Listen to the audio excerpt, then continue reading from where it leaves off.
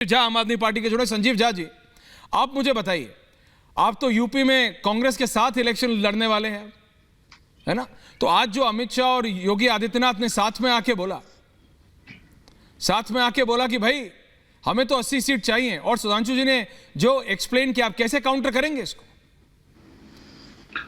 या आप मुझे लगता है इस कि मंडल की राजनीति तो में आप भी घुसेंगे? तो कहने के लिए तो वो भी कह सकते हैं कि 80 में 81 सीट चाहिए, उनका अधिकार है, वो कह लें।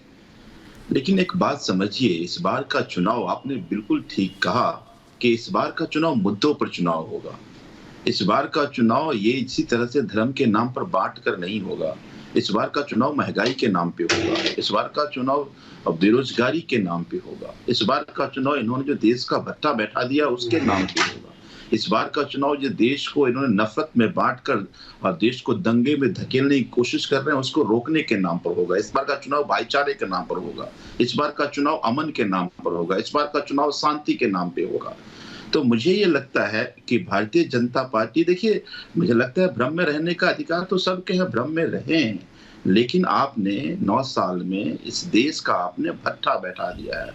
2014 में बड़े बड़े नारों के साथ आए थे आप, लेकिन वो सारे वादे आपके फेल हो गए। तो ये सारे इमोशनल कार्ड खेलने की आप कोशिश कर रहे हैं, लेकिन देश का नौजवान, इस देश के लोग इतने बेवकूफ नहीं है जितना आप समझ रहे हैं। तो इसलिए अपने आंकड़े लगाते रहे। मैंने पहले ही कहा कि आज इस देश में जिस तरह से इस देश के संविधान का, इस देश के जनतांत्रिक मूल्यों का भारतीय जनता पार्टी तार-तार कर रही है, उसके रोकने के नाम पर चुनाव होगा। आप देखिए ना, पूरे 5 साल उन्होंने क्या किया? पूरे 5 साल ये कोशिश करते रहे कि देश में विरोध करने वाले लोगों का जगह ना हो। अगर इनका पोल जो खोले वो उसका जगह नहीं हो, फिर उसको आप डराइए, उसको धमकाइए। आपके पास पैसे हैं तो खरीदने की कोशिश कर लीजिए।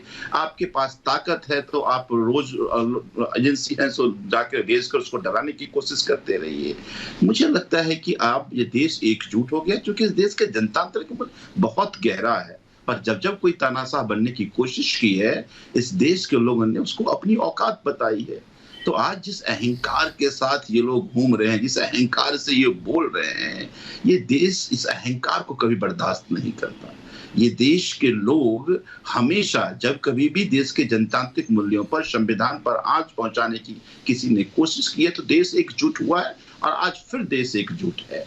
तो इसीलिए सुधांशु जी कुछ भी कहते रह जाएं, अमित शाह जी कुछ भी कहते रह जाएं, प्रधानमंत्री कुछ भी कहते रह जाएं, आपने जो देश के साथ धोखा किया है, आपने जो इस देश को कमजोर करने की साजिश करी है, आपने एक जितनी संस्थाएं हैं, चाहे वो इलेक्शन कमीशन हो, चाहे वो जितनी भी संस्थाएं हैं, सभी संस्थाओं को आपने नियंत्रित कर उसको कमजोर करने की कोशिश की है। आपने सुप्रीम कोर्ट के फैसले तक को आप अवमानना करने की कोशिश की है। ये देश बर्दाश्त नहीं करेगा इसको।